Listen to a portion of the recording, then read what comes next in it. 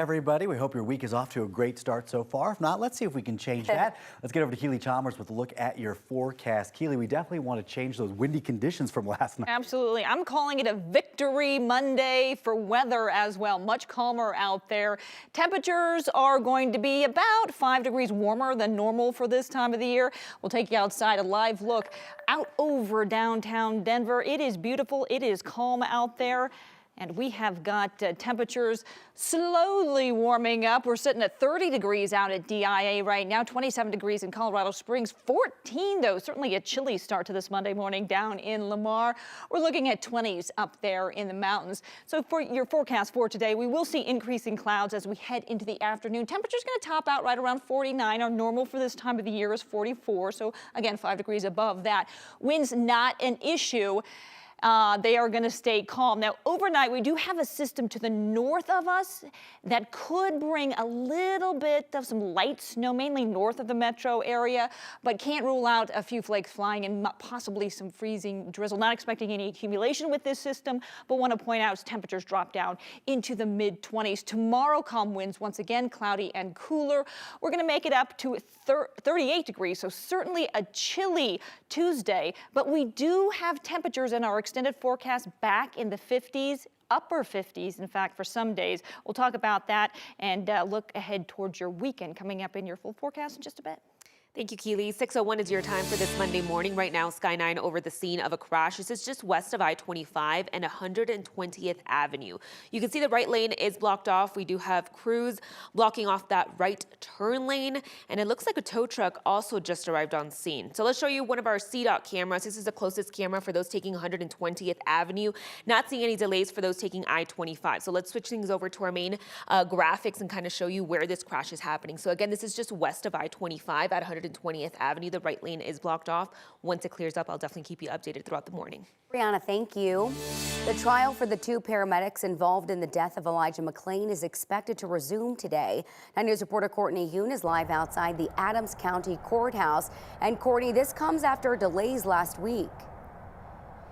Yeah, that's right, Erica. Court was canceled on Thursday and Friday of last week after one of the jurors got sick. The 2 paramedics, Jeremy Cooper and Peter Kuchuniak, are facing counts of reckless manslaughter and multiple counts of assault. Now, the last time that we heard testimony was last week on Wednesday. Cooper and Kuchuniak made statements in police interviews back in 2019 that contradict body camera footage prosecutors played for the jury. Aurora police officers stopped and subdued Elijah McClain. He wasn't doing anything wrong. Kuchuniak and Cooper then injected him with ketamine. While Cooper claimed at the time that McClain was fighting with officers, body camera footage shows McClain on the ground with officers on top of him, and he appears to be unresponsive before he was injected. And that's about where testimony left off before the trial was put on hold. One juror was dismissed because of an illness, and then also because over fears that another juror might have COVID. We'll be here all morning long, and we'll keep you updated. Erica, Jordan. Courtney, thanks so much for breaking that down.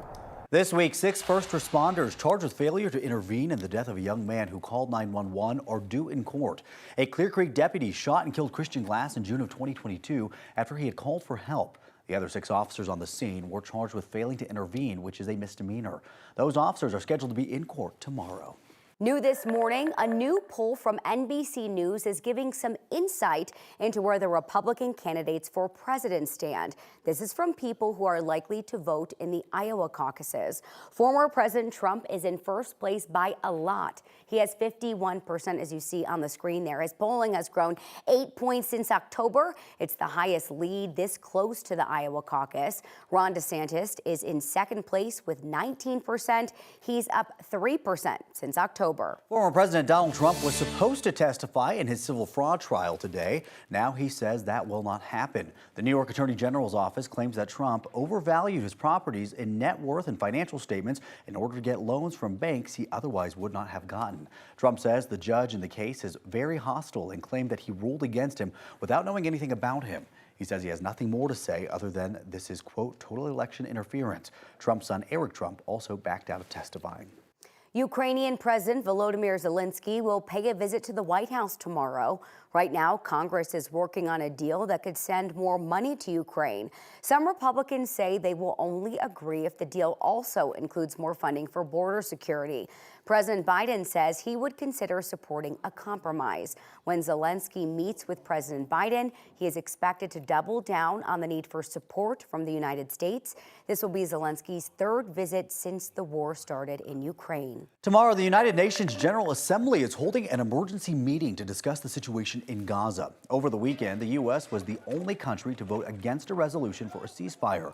Right now, conditions in Gaza are getting worse by the day. 100 aid trucks got into Gaza over the weekend, but the World Health Organization says it's becoming more and more difficult for that to happen. The Israeli army claims Hamas is diverting those humanitarian supplies from civilians and using them for themselves. Meanwhile, Israel just released the names of 20 hostages held by Hamas, believed to be dead. Now families are accusing Israel Prime Minister Benjamin Netanyahu of putting military goals above the lives of the hostages who are still in Hamas captivity. The president of the University of Pennsylvania is out of a job just days after her testimony in front of Congress drew sharp criticism and backlash.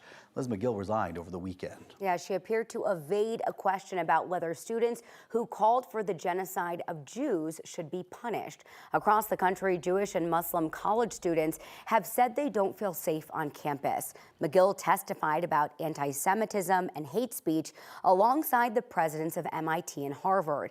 She's the first to step down, but more than 70 members of Congress are calling for the other two to resign.